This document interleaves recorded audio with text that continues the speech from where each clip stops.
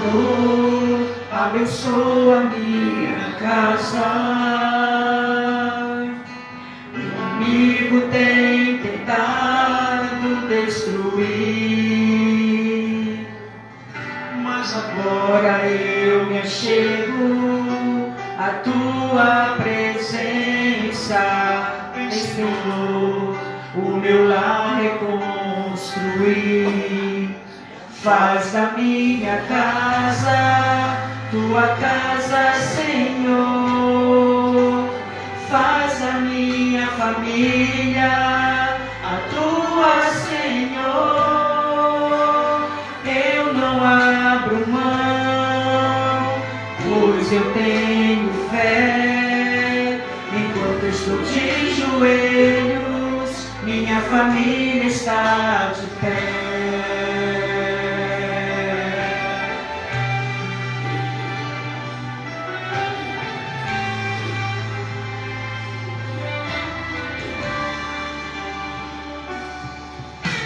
Sei que problemas acontecem, às vezes é difícil perdoar, mas agora é diferente. Minha casa vou guardar, de joelhos te ofereço o meu lar. Faz da minha casa tua casa, Senhor. Faz da minha família a tua, Senhor. Eu não abro mão, pois eu tenho fé. Enquanto estou de joelhos, minha família está de pé.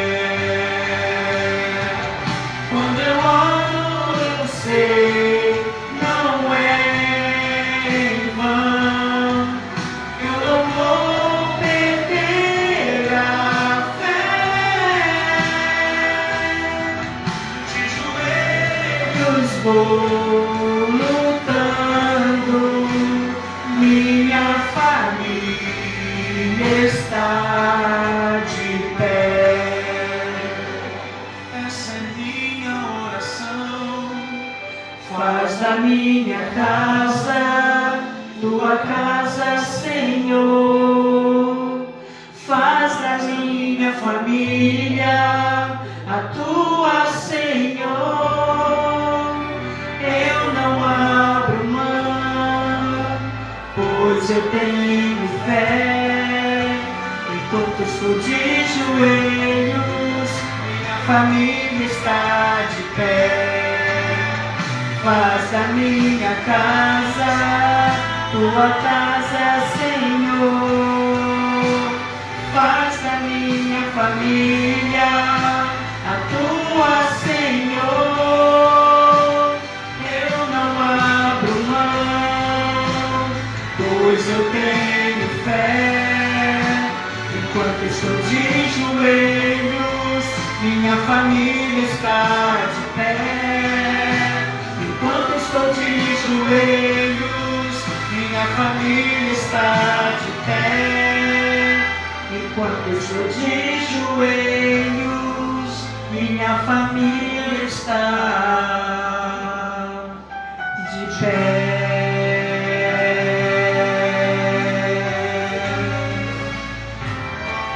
Amém? Casa de bênção.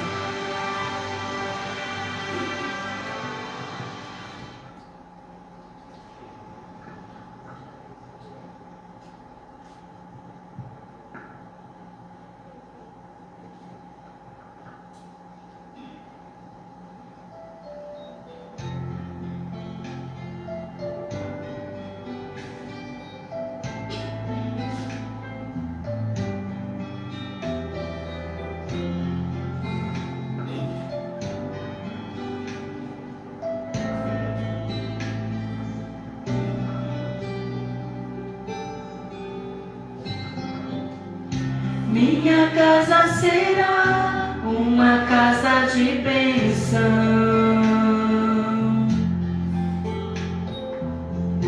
Minha casa será um pedaço do céu.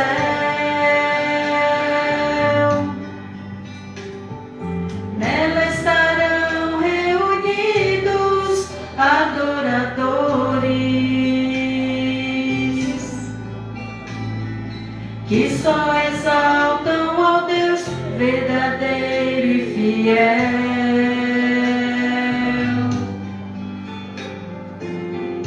Minha casa será reconhecida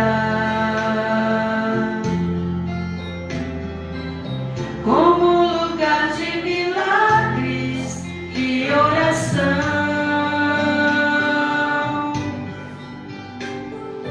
onde Jesus tem prazer em ficar, onde o Espírito Santo habita, onde há prosperidade, amor e vida. Faça do meu lar, Senhor, um lugar de harmonia. Faça do meu coração tua casa todo dia.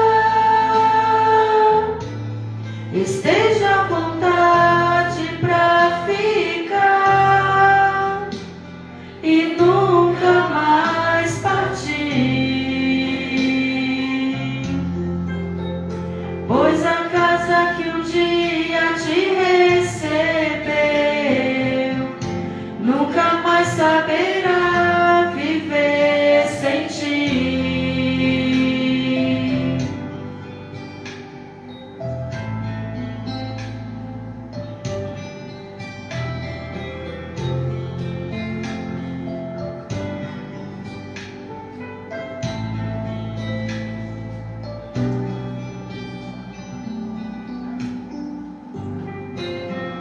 Minha casa será reconhecida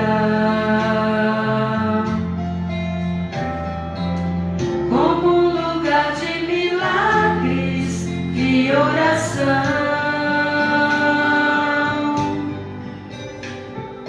onde Jesus tem prazer em ficar, onde o Espírito Santo habita, onde há prosperidade, amor e vida.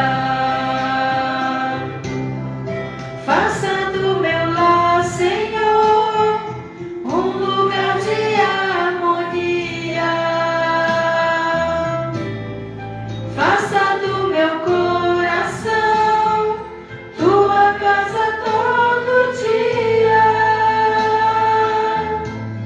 Esteja à vontade pra ficar e nunca mais partir. Pois a casa que um dia te recebeu nunca mais saberá viver sem ti.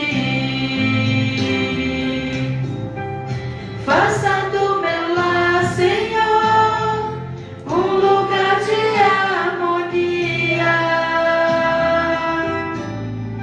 Faça do meu coração tua casa todo dia.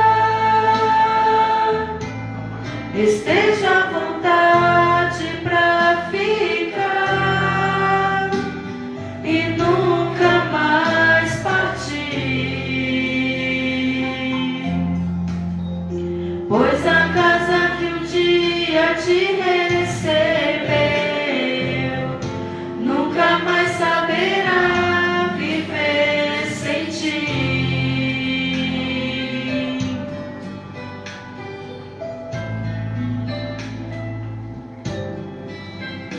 Pois a casa que um dia te recebeu nunca mais saberá viver sem ti. Amém? Amém. Eu convido os irmãos que fiquem de pé para nós cantarmos o hino 244, Conta as Bênçãos.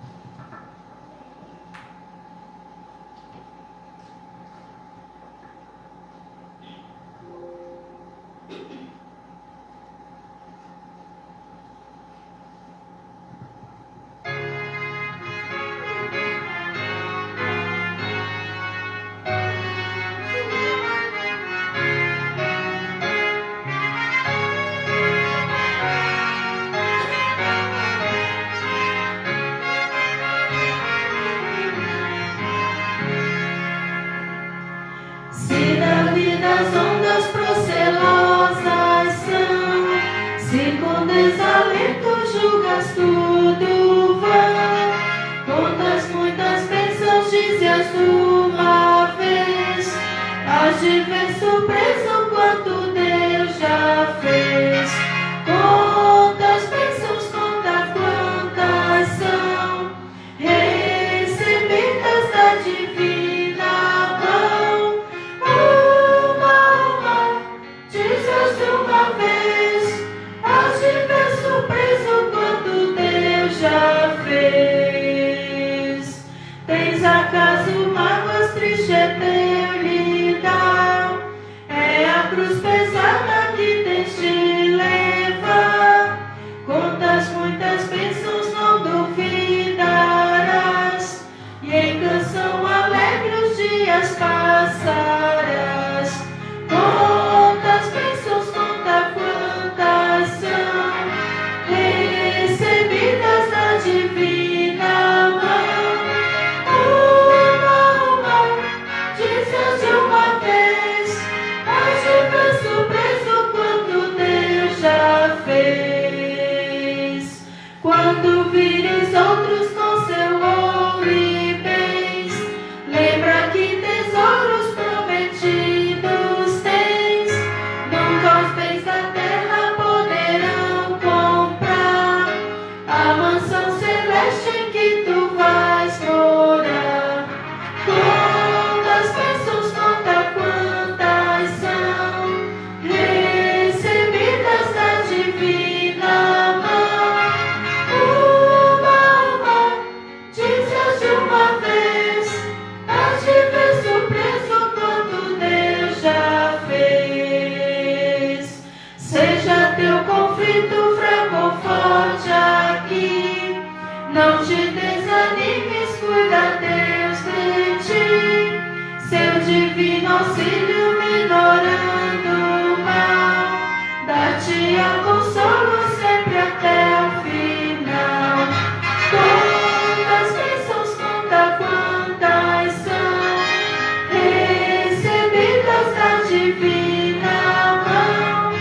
Uma, dizes de uma vez, hás de ver surpreso quanto Deus já fez. Amém.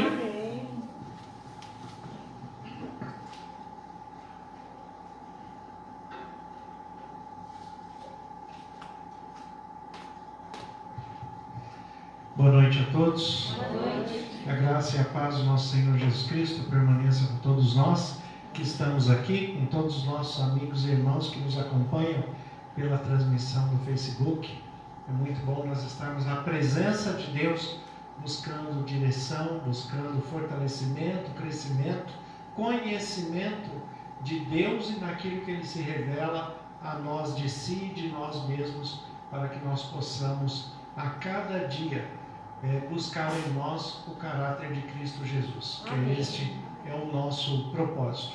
Aqui nessa caixinha hoje bonitinha, né? Essa caixinha diferente, essa caixinha em forma de coração, aqui estão todos os pedidos de oração do mês de agosto.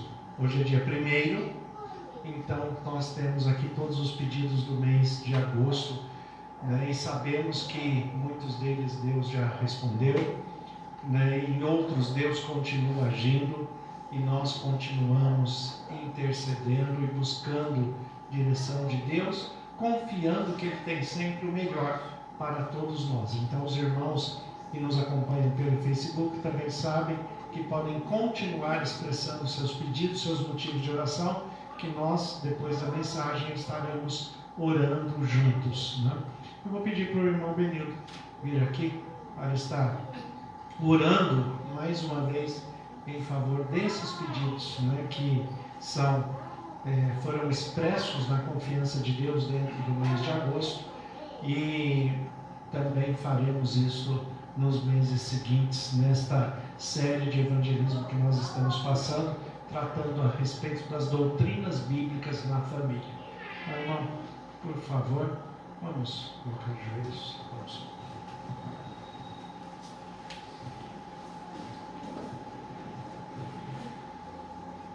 Santo e maravilhoso Deus, nós te agradecemos, ó Pai, pela tua bondade e misericórdia que o Senhor estende, ó Deus, a cada um de nós.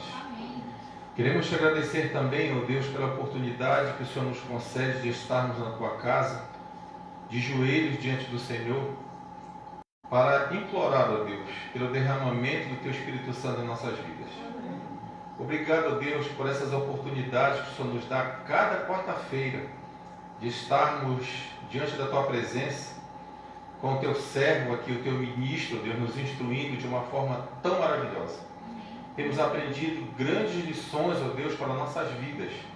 E que essas lições, ó Deus, aprendidas, que elas possam ser colocadas em práticas na nossa vida, para que o Senhor Jesus, através do teu Espírito Santo, possa promover uma verdadeira revolução na nossa vida espiritual. Amém. Queremos também, ó Deus, neste momento, como intercessores que nós somos, que há Jesus Cristo, que é o nosso também intercessor, o principal intercessor, e o altar, ó Deus, de incenso que há diante do teu trono de graça. Queremos elevar nesse momento as nossas orações como incenso suave até esse altar, até o teu trono de graça. E todos aqueles pedidos, ó Deus, que estão nesta caixa, que foram lidos aqui, pedidos, ó Deus, agradecimentos, testemunhos, e que possam ser elevados nesse momento até teu trono de graça. Amém. E que o Senhor, ó Deus, possa, ao olhar para estes pedidos, para as nossas orações, olhe para Jesus Cristo. Porque em nós, ó Deus, não há nada de bom para que o Senhor possa olhar e nos conceder qualquer tipo de bênção, mas é através de Jesus Cristo, que foi a nossa bênção maior, que foi doada na cruz do Calvário, que é através dele que o Senhor ouve as nossas orações e atende de acordo com a tua santa vontade. Amém. Por favor, meu Deus, abençoa mais uma vez a cada irmão que está aqui, aos nossos irmãos que estão em casa também, através da transmissão, e também, ó Deus, o teu servo, o pastor Ivan, que o Senhor possa usá-lo, como o Senhor tem usado a cada quarta-feira, para nos instruir, porque o teu povo necessita de instrução a cada dia, meu Deus, para que possamos, nesses momentos finais da história, estarmos revestidos do teu poder. Amém. O abençoa a sua família também, sua esposa, a irmã Ivone, que o Senhor sempre esteja ao lado dele, no seu ministério, para poder nos abençoar também. Em nome do Senhor Jesus, Pai, nós te oramos hoje e sempre. Amém, Senhor. Amém. Amém.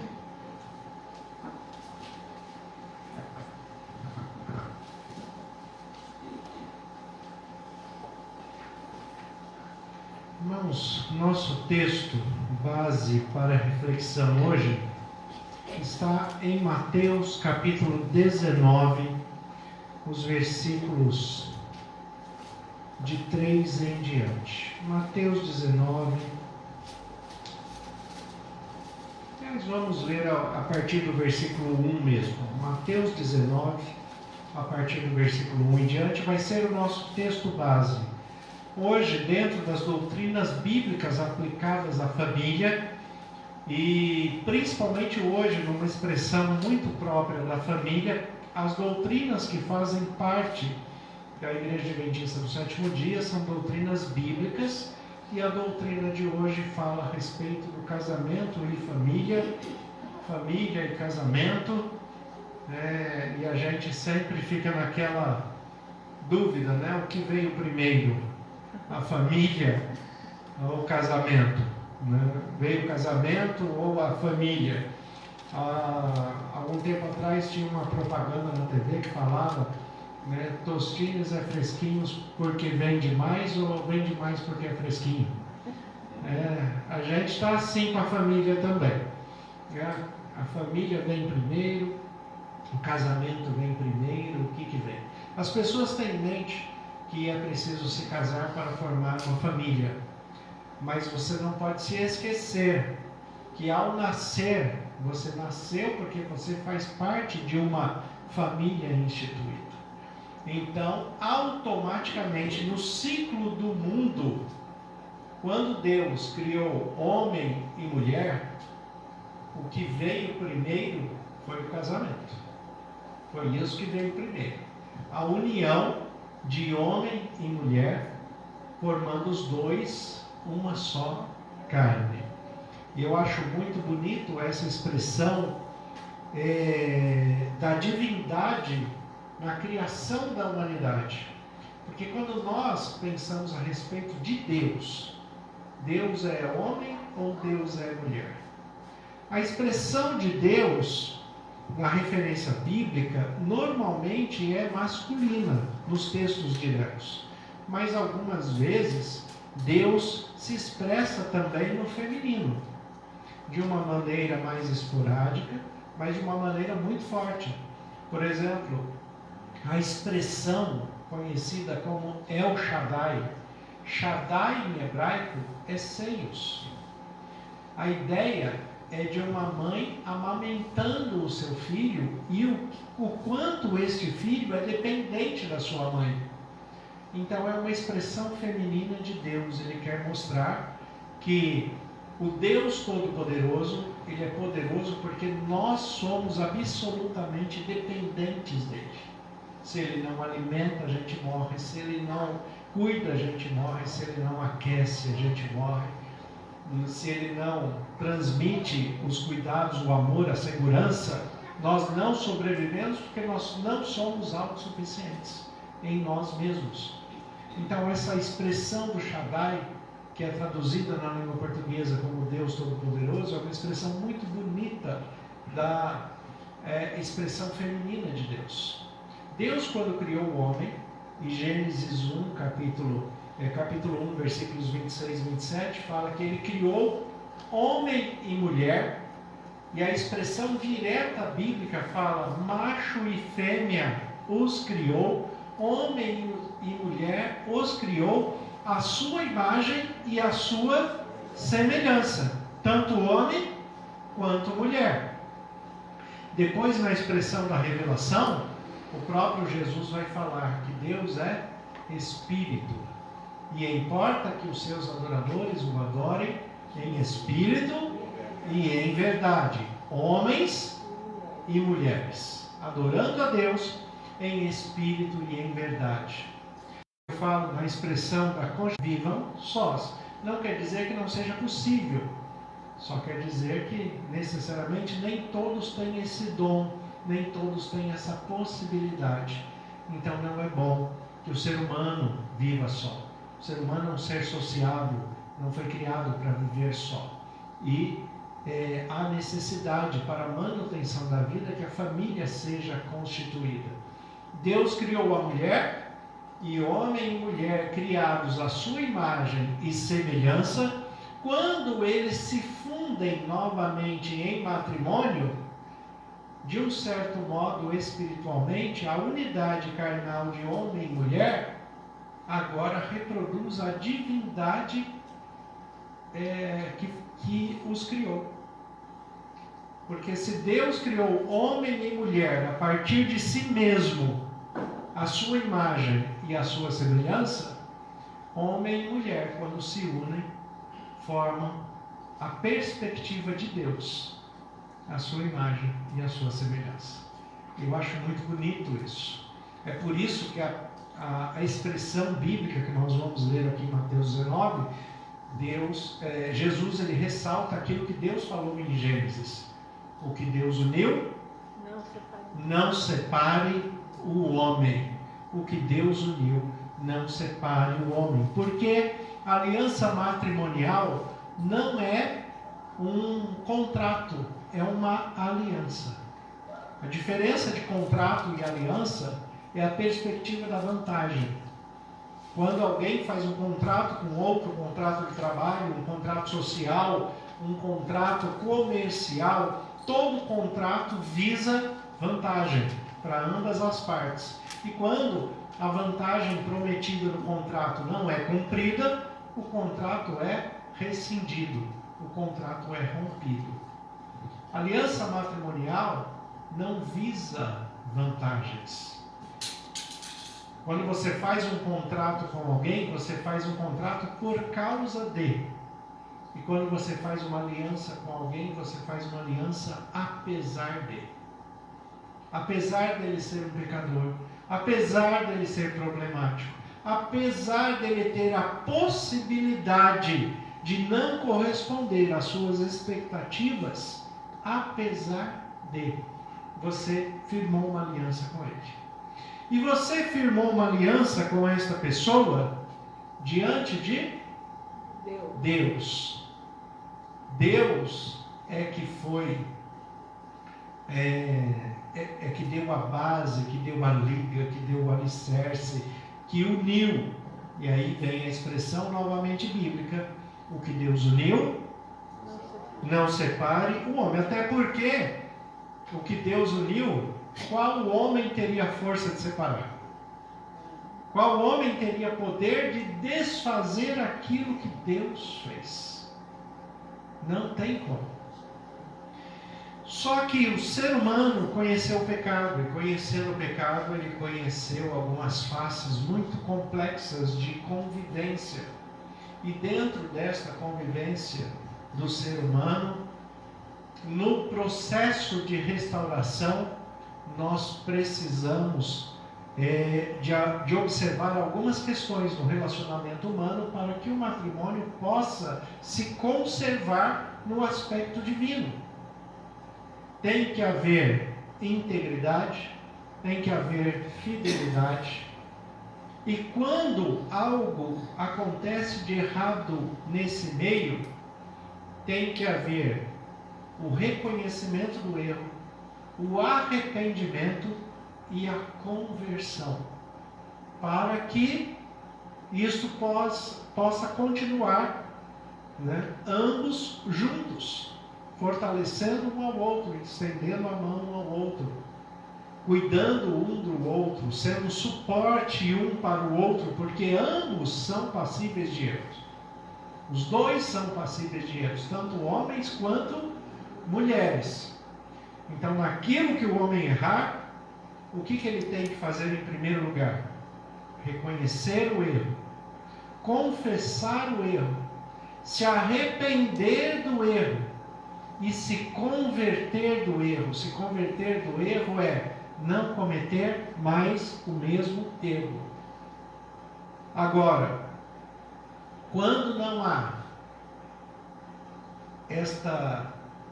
este processo, quando não há reconhecimento, não há confissão, não há arrependimento, não há conversão, daí vai existir um problema muito sério, que a Bíblia também fala a respeito disso.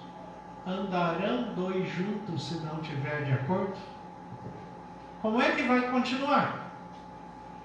Como é que um casal vai continuar a sua vida conjugal se um não respeita o outro, se um não tem integridade sobre o outro, se um não se relaciona bem com o outro? Como que os dois vão permanecer juntos? Como que os dois vão andar juntos se não estiverem de acordo?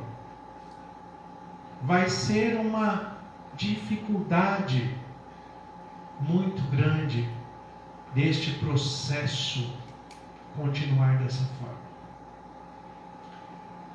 Quando nós olhamos para a palavra de Deus, aí quando se chega nesse ponto, nós temos um impasse. Porque o impasse, qual que vai ser? O impasse vai ser que eu fiz uma aliança, e essa aliança eu fiz perante Deus. Esta aliança perante Deus não pode ser rompida pelo ser humano. Só que houve uma falta de integridade, uma falta de fidelidade, uma falta de compromisso da outra parte. E aí como é que eu vou lidar com essa questão? Deus, ele se apresenta como modelo de uma maneira muito curiosa, né? E ele fala assim: se nós formos infiéis, ele permanece fiel, porque não pode negar a si mesmo.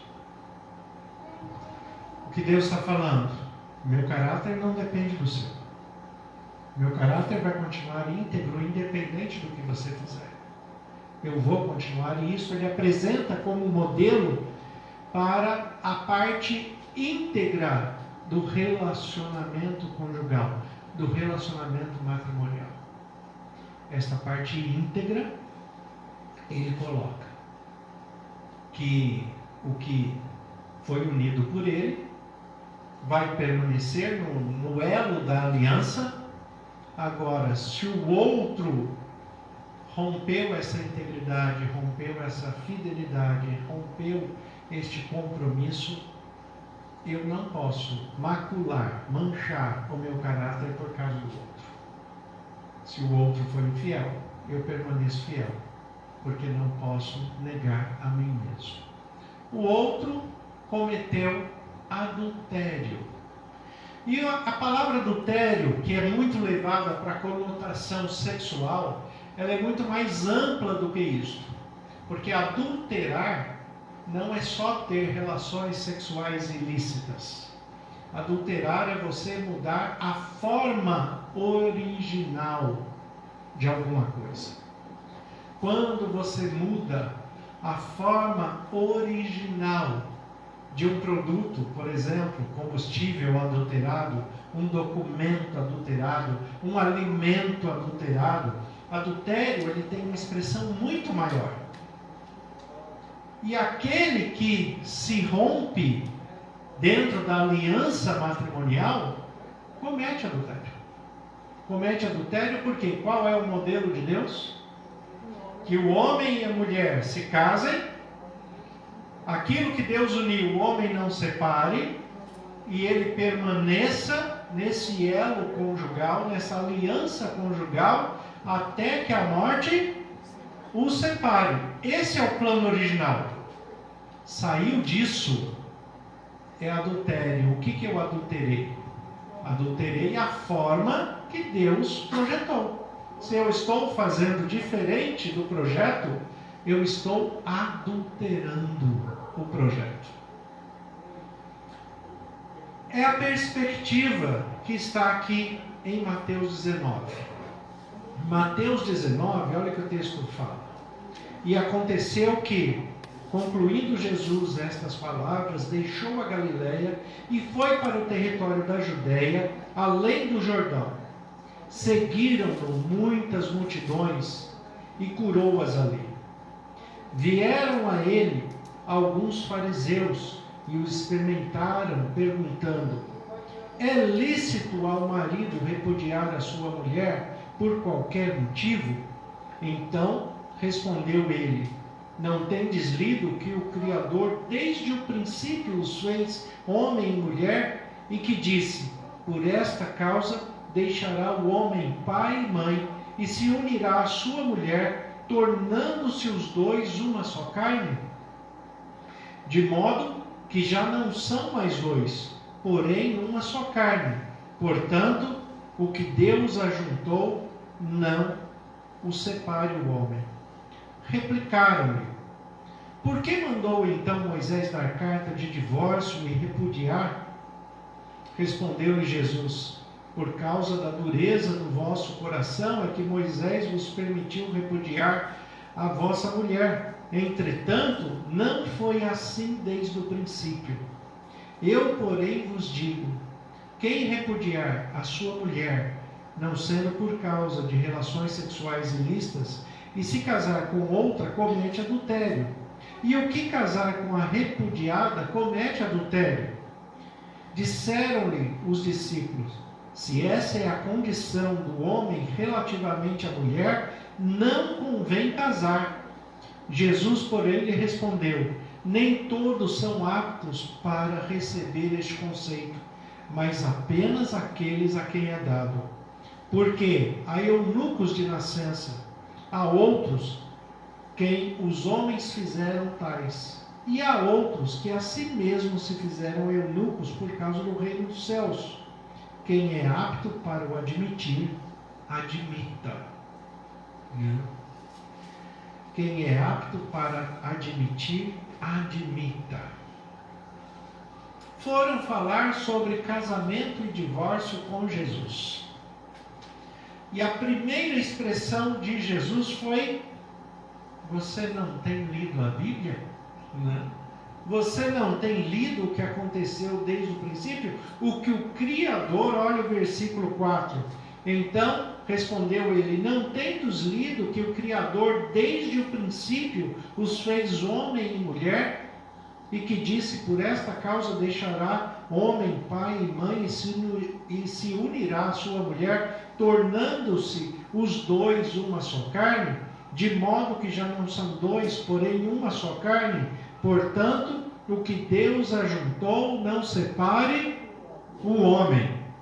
Esse é o projeto original. O que Jesus está falando? Vocês querem falar de casamento comigo? Nós temos que voltar ao princípio. Por quê? Porque no tempo de Jesus, o casamento já estava banalizado. Banalizado desde quando? Desde que Moisés colocou a lei do divórcio. E aqui Jesus claramente está falando que Moisés errou. É isso que Jesus está falando. Moisés só colocou essa lei por quê? Assim. O problema da lei colocada por Moisés, nós não vamos detalhar agora, quem quiser ler depois pode ler, está lá em Deuteronômio capítulo 24, do versículo 1 em diante, nós não vamos ler aqui, mas o que Moisés está falando na carta, que ele dá liberdade para o divórcio, ele fala assim, no texto, na sua essência, no original do texto, ele fala assim, se você acordar e não achar graça nos olhos do seu cônjuge, se separe. Olha que legal. Não?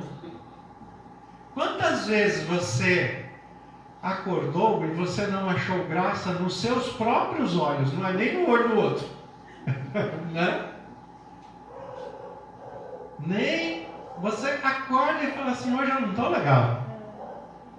Imagina você olhar para o outro, né, assim, falar assim: não, hoje você não está legal. Divórcio. Na verdade, o que Moisés fez por causa da dureza do coração do homem foi banalizar o matrimônio. E aí, a condição da mulher ficou péssima diante da autoridade machista da época. Agora analisem comigo, quantos milhares de anos tem de Moisés até Jesus? E quanto essa figura foi reforçada? Quanto essa figura perdurou? E a mulher nesse tempo foi massacrada. E Deus tentou restaurar. É por isso que o próprio Jesus, ele é um restaurador da vida da mulher no meio da sociedade. Ele dá ênfase para a mulher no sentido de restaurá-la na sua importância da família, na sua importância social, na sua importância da manutenção da família, no sentido até da educação dos filhos, né? Como mantê-los, como criá-los, como já disse Abraham Lincoln, né? A mão que balança o berço rege o mundo, né? Porque a educação vem dali. A educação base, primária, o afeto, o carinho, o relacionamento primário vem dali.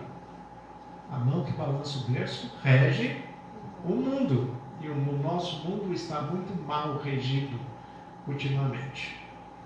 Porque muitas dessas coisas voltaram a ser banalizadas. O ser humano tem uma grande dificuldade em ser centrado. Ele trabalha nos extremos. Ou impõe demais a submissão, exageradamente, né? Ou parte para a libertinagem. Mas o equilíbrio e a harmonia sempre foi um problema para o ser humano. Sempre foi um problema muito sério. Jesus, ele fala: vocês querem falar de casamento comigo? Vamos voltar para o princípio. E ele declara de uma maneira muito direta, quando ele fala: no princípio não foi assim. No princípio não foi assim. Moisés colocou essa lei por causa da dureza do coração de vocês. Mas no princípio não foi assim. No princípio Deus criou homem e mulher, os dois se tornaram uma só carne, e o que Deus uniu, não separe o homem. Esse é o projeto original. Mas o problema é que a egolatria, o individualismo, a autossuficiência e este esta corrupção do pecado promovido pela humanidade foi tornando o homem cada vez pior no sentido relacional. E aquele que acha que tem a rédea da sua vida nas mãos, acha que pode fazer o que quiser. E fazendo o que quer, muitas vezes fica impossível conviver com ele. Fica difícil conviver com ele. E nem tratando de questões sexuais. Como é que você vai viver com uma pessoa que não te respeita, com uma pessoa que não te olha com os olhos de admiração, de carinho, né? De cooperação, de compartilhar a vida com você, e coisas piores? Como é que você vai conviver com uma pessoa que te agride psicologicamente, emocionalmente, fisicamente? Como é que você vai conviver com uma pessoa assim? Não tem condição de conviver com uma pessoa assim. Mas tudo isso acontece por quê? Por causa da dureza do coração do homem. Porque onde há reconhecimento, confissão, arrependimento e conversão, tudo se ajeita, tudo se acerta. Mesmo se fosse uma questão de adultério sexual, voltando para a questão da sexualidade, mesmo se fosse uma questão de adultério sexual, que uma pessoa caiu, que uma pessoa errou, e ele fala, olha, eu errei, eu fui fraco, eu caí. Reconhecimento. Né? Eu estou confessando o que eu fiz, sendo verdadeiro, sendo honesto. Eu realmente fiz. Eu confesso o que eu fiz. Mas eu me arrependo do que fiz. E prometo que nunca mais vou fazer. Arrependimento e conversão. E manter a palavra, que seja uma palavra verdadeira, que seja uma palavra íntegra, que seja uma palavra de fato confiável. Se houver todo esse processo, haverá restauração. O problema é quando esse processo começa a ser repetitivo. Acontece uma vez, acontece duas, acontece 3, acontece 10, acontece 50, e a pessoa não é mais confiável. E a base do relacionamento conjugal é confiança. Se você perde a confiança no outro, acabou o casamento.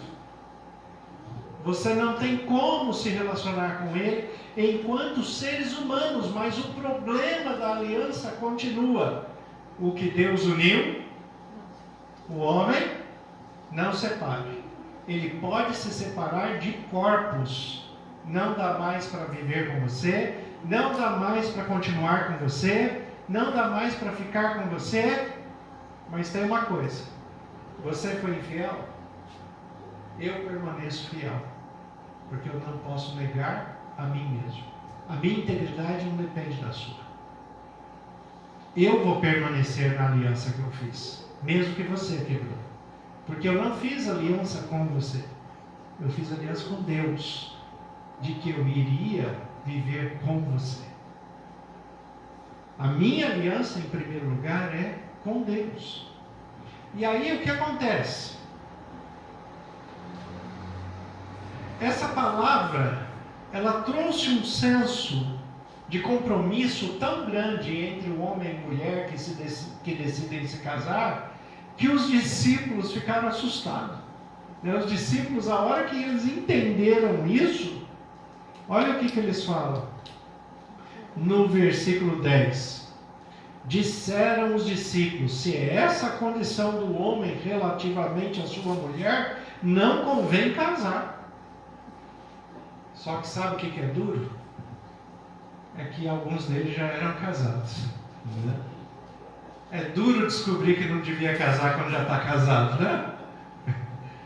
Aí Jesus fala: agora já foi. Meu amigo, agora já foi. Agora você tem uma situação que você criou e você vai ter que honrar essa situação.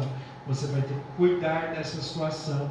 Senão você vai se complicar diante de Deus. Você vai se complicar muito diante de Deus. Jesus fala, olha, no versículo 12, porque há eunucos de nascença. Tem pessoas que nascem, não têm aptidão sexual, não nasceram para casar, não vão se relacionar com outras pessoas nunca. Não nasceram para casamento. Tem pessoas que são assim. Isso é dom de Deus. Mas é bom descobrir esse dom antes de casar, né? O dom daquele que não tem aptidão sexual, que vai ser celibatário. É bom ele descobrir esse dom. Tem pessoas que nascem assim. Há outros que, mesmo que tenham aptidão, se fazem eunucos. Ou seja, eles decidem, eles fazem uma aliança com Deus e falam: meu compromisso vai ser dedicado ao Senhor. A minha aliança com o Senhor, eu não quero outra pessoa. Eu me dedico ao Senhor. É uma escolha pessoal. E o terceiro ponto que ele coloca aqui, né? Quem é apto para admitir, admita. Então tem pessoas que nasceram para casar, tem pessoas que não nasceram para casar, e tem pessoas que, mesmo que nasceram com aptidão para o casamento, podem decidir não casar. E aí vem a expressão da filosofia de Sócrates lá atrás: conhece-te a ti mesmo. Você tem que se conhecer para não se complicar e não complicar os outros. Porque senão você vai fazer uma aliança que vai ficar difícil. Porque essa aliança que eu estou falando, vai aí em Romanos capítulo 7. Romanos capítulo 7, versículo 2. Romanos capítulo 7, versículo 2, fala o teor dessa aliança que eu estou tratando com vocês. E olha o que o texto fala. Ora, a mulher casada está ligada pela lei ao marido até quando? Enquanto ele vive. Mas se o mesmo morrer, desobrigada ficará da lei conjugal, de sorte que será considerada adúltera, se vivendo ainda o marido unir-se com outro homem. Porém, se morrer o marido, estará livre da lei, e não será adúltera se contrair novas núpcias. A palavra de Deus dá autoridade para a pessoa se casar, né? É diante da viuvez. Quando a pessoa, né, se desobriga da outra, quebra a aliança pela morte, até que a morte os separe. É isso que diz o texto aqui. E o texto diz mais, que o texto é um texto dual, serve tanto para o homem quanto para a mulher, né? É um texto dual, serve tanto para o homem quanto para a mulher. E dentro dessa perspectiva do texto, quando serve tanto para o homem quanto para a mulher, né, ele fala: aquele que se casar com o outro, tendo o marido ainda vivo, ou tendo a mulher ainda viva, comete o quê? Adultério. Comete adultério. Por que comete adultério? Porque ele está mudando a forma original que era desde o princípio. É essa a questão do adultério que eu quero que vocês entendam. Ele está mudando a forma original que era desde o princípio.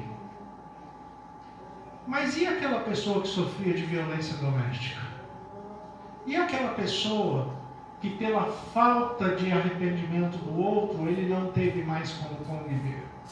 Ele está condenado agora a viver, né, e orar o resto da vida para o marido morrer logo, ou para a mulher morrer logo, para ele poder se casar? Né? Não é isso que Deus quer. Deus vai colocando as possibilidades. Você tem o ideal e tem as possibilidades. O ideal: homem e mulher se casem e vivam juntos até que a morte os separe. Esse é o ideal. Não foi cumprido o ideal? Agora você vai para as possibilidades. Primeira possibilidade: Não foi você que quebrou o vínculo, não foi você que foi infiel, não foi você que foi o problema da relação, né? Mantenha a sua aliança espiritual. A sua integridade não depende da falta de integridade do outro. Mantenha a sua integridade. Mas você quer se casar de novo? E a Bíblia fala o quê? Se você se casar de novo, comete adultério. Mas olha como Deus trabalha com a gente de uma maneira muito interessante. Olha o texto de Hebreus, capítulo 13. Hebreus, capítulo 13. Como Deus, na sua misericórdia e na sua grandeza, olha como Ele trata de todos os detalhes sem deixar nada de fora. Hebreus capítulo 13. Olha o que o texto fala aqui. Digno de honra entre todos seja o matrimônio, bem como o leito sem mácula. Então aquele casamento que é o ideal, desde o princípio, que o homem e mulher se casaram, tornaram-se uma só carne, viveram a vida inteira, até que a morte os separe, esse casamento é digno de honra. Olha a sequência do texto. Os outros casamentos. Porque Deus julgará quem? Os impuros e os adúlteros. Aqui está falando que Deus vai condenar? Não, aqui está falando que Deus vai julgar. Por quê? Porque o reto juiz, o supremo juiz, ele vai observar a condição daquela pessoa. Ele não vai aprisionar a pessoa, mas ele vai julgar aquela situação. Se a pessoa sofria violência e a pessoa não tinha como continuar com esse matrimônio, se a pessoa foi obrigada, foi levada a uma separação, né? Mas ela era, né, a expressão que manteve a integridade, né? Ela tem culpa? Tem. Ela tem culpa por quê? Porque ela, quando se casou com um pecador, ela assumiu o risco de que alguma coisa errada poderia dar. Mas foi ela que provocou aquela situação? Não, não foi ela que provocou. E Deus é justo. E se ela refazer a vida dela, e se ela se casar com outra pessoa, Deus vai olhar para ela de uma maneira diferente, de uma maneira misericordiosa, de uma maneira graciosa, e Deus não vai condená-la por causa disso. Mas Deus vai julgar se o que ela fez realmente foi justo, se foi necessário, né? se foi dentro da manutenção da integridade ou não. Deus vai julgar. Então Deus vai julgar os relacionamentos que são impuros. O que são relacionamentos impuros? São aquelas pessoas que vivem juntas, mas não podem regular a situação do casamento por algumas questões, muitas vezes legais, do nosso mundo difícil, do nosso mundo complexo. Por exemplo, eu já conheci uma pessoa que tinha um problema muito sério de saúde, e ela tinha um plano de saúde que era vinculado a uma empresa, e se ela se casasse, ela perderia o plano, não tinha como mais cuidar da sua saúde. O casamento dela, o marido e ela, com a renda que tinham, não seriam o suficiente para manter, né? Então eles moravam juntos sem se casar. É o ideal? Não. Mas Deus vai julgar. Você não casa por quê? Porque não pode ou porque não quer? Não. Deus vai julgar. A situação do relacionamento em adultério. Relacionamento em adultério por quê? Porque alguém se envolveu com outra pessoa? Não é isso. Adultério pode ser isso também, mas adultério é você mudar a forma original. O próprio divórcio em si já é um adultério, porque ele mudou o original. Porque o original é unidos até que a morte os separe. Mas é muito bonito nós vermos o amor, a misericórdia e a graça de Deus abrangendo todas as situações, sabendo que nós somos limitados e passíveis de situações muito complexas nessa vida. Então Ele não nos trava, Ele não nos amarra, Ele não nos faz escravos de uma situação que vai acabar com o nosso estado emocional, psicológico, com a nossa autoestima. Deus não nos trava como escravos do sofrimento nesse mundo. Deus quer que nós sejamos livres, vivamos em amor, em alegria, em segurança, que nós nos relacionemos bem. Digno de honra é o casamento sem mácula. Digno de honra. Os outros Deus vai julgar. E outro detalhe desse texto de Hebreus: quem julga é Deus, não sou eu que julgo. Eu não posso virar para a pessoa e falar para a pessoa: ih, coitado, você está condenado, porque você se casou de novo, ou porque você tomou essa postura, ou porque você fez isso ou você fez aquilo. Não, quem vai julgar é Deus. Mas eu tenho que pensar uma coisa: eu não posso banalizar o casamento. A aliança permanece. O que Deus uniu, o homem não separe. Você se casou de novo, você tem uma segunda aliança.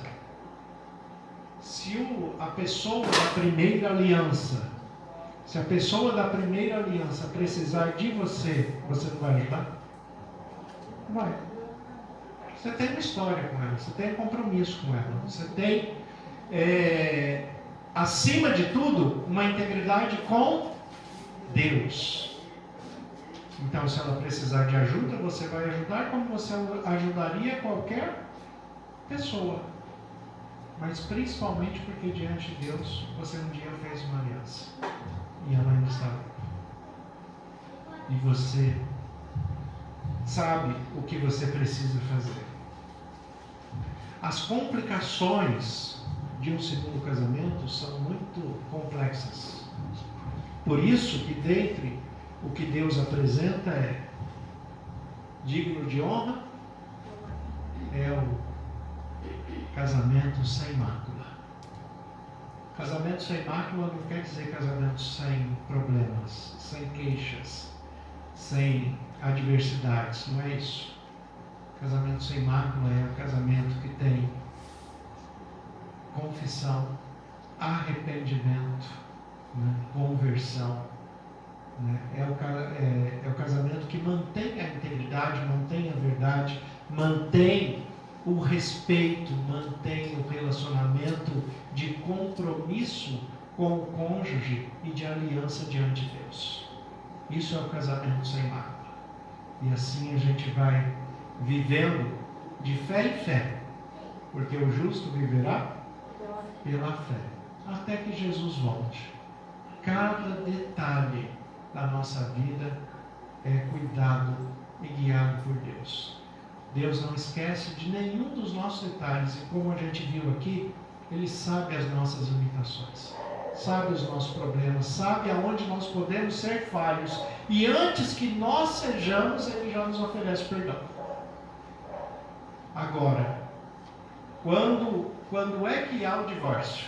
Que é o texto de Mateus 19. É quando há adultério? Não. É quando permanece a dureza do coração do homem. Não há confissão, não há arrependimento, não há perdão, não há conversão. Daí não tem como continuar junto. Daí não tem jeito. A dureza do coração do homem. Este é o problema do ser humano em todas as faces do relacionamento com o próximo e do relacionamento com Deus. Qual foi o problema do faraó no Egito com relação a Deus? Cada vez que Deus falava, o que ele fazia? Endurecia o coração. Cada vez que Deus falava, ele endurecia o coração. Qual que é o problema do ser humano com relação à palavra de Deus, a Bíblia? Toda vez que Deus fala, ele endurece o coração. Qual é o problema do ser humano na relação conjugal matrimonial? Os problemas se agravam quando cada vez que Deus fala, uma das partes endurece o coração, se fecha, não aceita orientação, não aceita correção, não aceita disciplina, não aceita mudança. Daí não tem como lidar com uma pessoa assim. Daí, para se preservar, você tem que se afastar dela. Mas não é esse o propósito de Deus. Por isso que Jesus fala: quer falar de casamento? Vamos voltar ao princípio. Porque no princípio não foi assim. No princípio foi diferente. Ivone e eu tentamos guardar essa perspectiva do princípio. E amanhã nós completamos 28 anos de casamento. Né? 28 anos de casamento, dia 2 de setembro, e 31 anos de relacionamento. Né? 3 anos entre namoro e noivado, e mais 28, né, do casamento, que nós estamos juntos aqui. Né? Hoje, conversando com um amigo, né, a Ivone falou que agradecia a Deus pelo nosso casamento. É claro que nós agradecemos a Deus.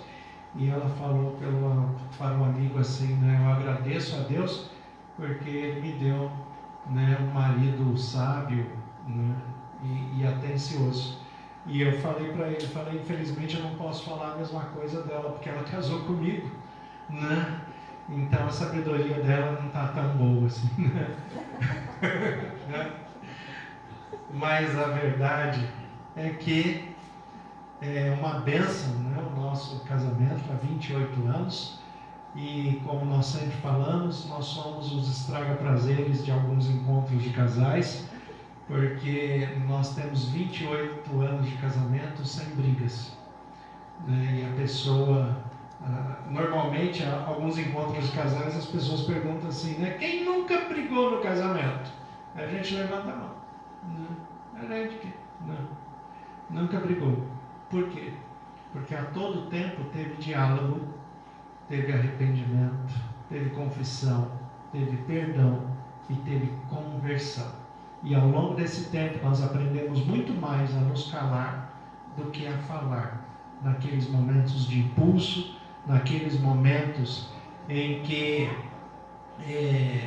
você tem aquela vontade de desenvolver o domínio próprio, né? Porque o desejo de pular no pescoço é grande, né? Então você tem que desenvolver os frutos do Espírito, e o domínio próprio, né, é um deles. E é nesses momentos, né, que o Espírito Santo concede o que nós precisamos para que não haja desavença, não haja brigas, não haja dissoluções, para que a gente possa se manter nesse propósito, né, de manter o casamento sem mácula, né, até que um entregue o outro nos braços do Pai, né? E é esse o nosso propósito. A Ivone vai ler os pedidos de oração, e enquanto isso eu vou pedir, né, normalmente nos casamentos, tem muitos casamentos hoje, que eles pedem para os avós trazerem a aliança matrimonial, né, a aliança do casamento, né, o pajem e a dama de honra do casamento agora são os avós. Porque é uma ideia bonita, porque o casal quer receber a bênção daqueles que tiveram um casamento que deu certo, né?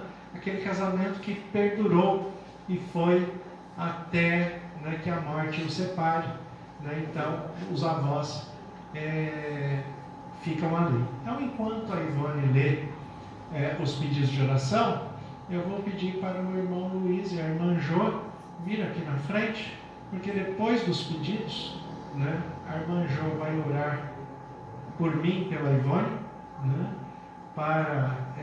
em gratidão pelo nosso casamento, né, e orar pelos pedidos também.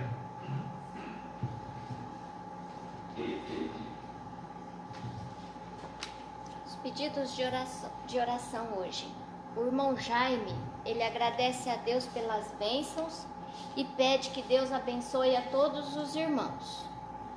A irmã Kelly, ela agradece pela vida, pela saúde, pela família e pede oração pela saúde do senhor Tadeu e que Deus o cure de insônia. A irmã Jô, ela está pedindo oração pelo João Honório e sua esposa Valdíria. O irmão Luiz, ele pede oração pelo seu irmão Francisco. Ele está tendo algumas recaídas com retenção urinária após um câncer de próstata. Faz pouco tempo que ele fez a cirurgia, né, irmão? O irmão Benildo, ele pede oração pela Maria e pelo Raimundo, pela decisão que eles tomaram e que Deus os fortaleça. E nós temos uma cartinha aqui que é uma oração e um pedido. E fala assim: Senhor meu Deus e eterno Pai, quero pedir nesse momento que o Senhor Jesus guarde e proteja toda a minha família e minha casa. Quero também pedir em especial que orem em nome de Jesus pela minha esposa Aldalize e pela minha enteada Amanda. Que o Senhor Jesus acampe seus anjos para dar a elas muita força e que elas possam buscar o Senhor assim como eu estou buscando. Que todos orem pelo meu pai Gervásio, pela saúde dele. E um pedido especial que é para mim, Eduardo, pois há grandes provas na qual venho passando, mas que Deus esteja comigo, me protegendo, me guardando, e com fé no Senhor Jesus, todo o mal não entrará na minha casa, na minha família e na minha vida. Amém. Amém. Agora nós temos também um pedido de oração pela irmã Noêmia. Ela caiu, está com o rosto todo machucado e quebrou o joelho. Então ela está de repouso por praticamente um mês, para depois verificar se vai precisar fazer cirurgia ou não. O nome dela é Noêmia de Panorama. Então vamos estar orando por ela.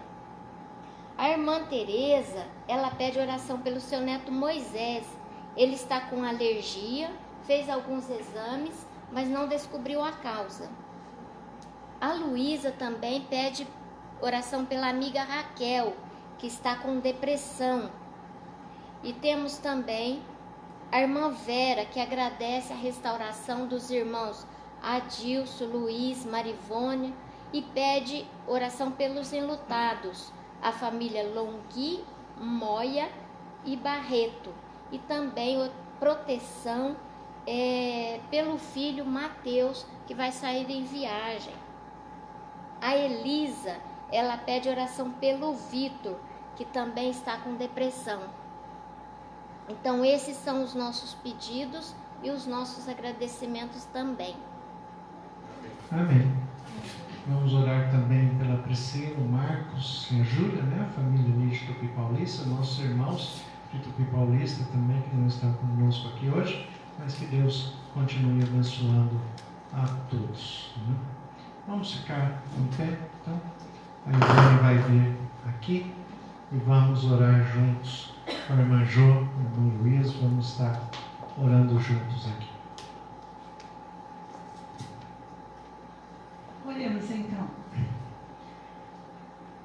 Pai nosso que estás nos céus, nós estamos aqui muito gratos porque o Senhor nos preservou com vida, com saúde e nos deu a oportunidade de ouvirmos esta mensagem sobre a constituição de nossas famílias.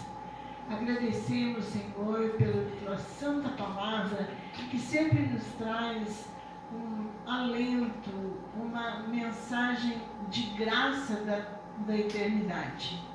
Fica conosco, Senhor. Nós agradecemos muito também por estarmos aqui com a liderança do pastor Ivan e da sua esposa Ivone. Agradecemos por conhecer esse casal e pedimos que o Senhor continue conservando eles na bênção de um matrimônio bem-sucedido, de um matrimônio que tem a aprovação dos altos céus. Amém. Amém. Abençoa, Senhor, também a cada casal da nossa igreja. Ajuda-nos, Senhor, a sermos pessoas que promovem as famílias. Nós pedimos uma bênção especial para o Eduardo, que está promovendo, querendo te servir e tem muitas dificuldades. Que o Senhor possa abençoar a sua família, que possa abençoar o seu pai e que possa abençoar, Senhor, a todos aqueles que estão enfermos ou com dificuldades na família. Nós sabemos que estamos vivendo momentos difíceis neste mundo. Muitas famílias estão com muitas dificuldades, mas nós queremos implorar o teu santo e bendito afeto, a tua bondade para nos promover. Fica conosco, Senhor. Fica com aqueles que não puderam vir hoje, com os nossos irmãos de Tupi Paulista, que têm sido tão afetuosos e tão generosos em contribuir para o crescimento da tua igreja. Querido Deus, abençoa-nos e guarda-nos. Faz-nos, Senhor, pessoas diferentes neste mundo, para que possamos difundir o teu santo amor. Em nome de Jesus. Amém. Amém. Vamos encerrar com o hino Melhor Lugar do Mundo, porque é assim que nós nos sentimos sempre quando estamos aos pés de Jesus. É o melhor lugar do mundo. Amém.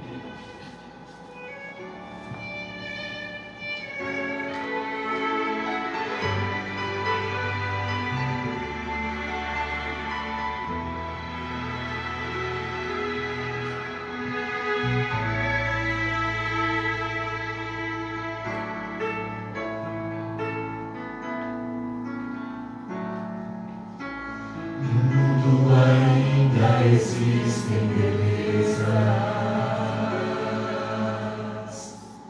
que alegram a vida e nos fazem sonhar. Recantos felizes da natureza, onde qualquer ser humano gostaria de estar.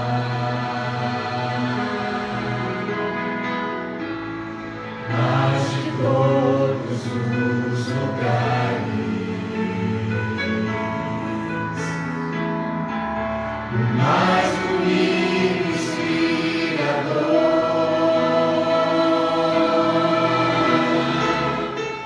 é onde fico em oração, junto aos pés do Salvador.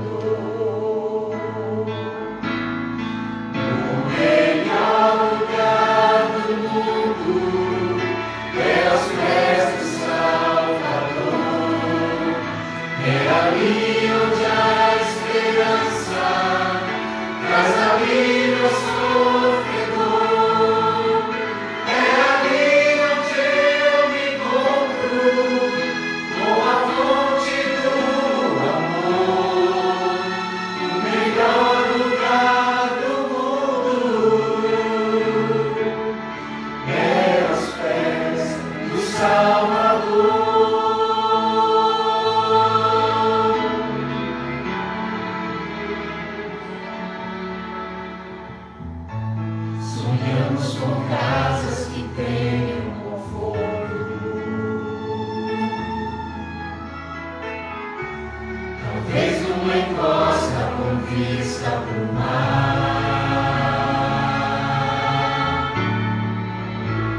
mas as maravilhas não fazem sentido se Cristo não está no primeiro lugar.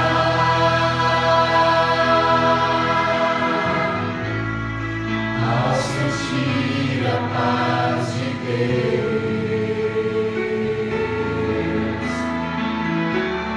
seu poder e amor profundo, eu posso estar onde for.